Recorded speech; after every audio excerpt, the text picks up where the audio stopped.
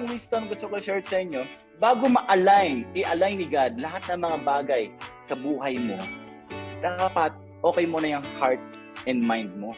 At the same time, magaan ka, lagi ka lang masaya, wala ka nang iniisip na negative sa isip mo, na-release mo na yung mga mabibigat sa dibdib mo.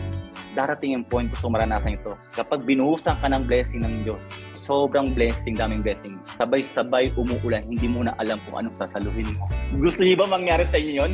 Lord, di pa ako tapos sa blessing, may sumunod na naman. Gusto niya ba ng ganon? Kung ikaw hindi ka align, Lord, problema na naman. Lord, problema na naman. Ikaw tumatawid dito, may problema na naman ako.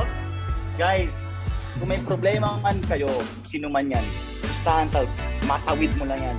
Kasi next, ang mangyayari dyan, bubuhos naman ng sobrang blessing sa buhay mo. At kung naniniwala, pumalakpak ka dyan sa harapan ng screen mo!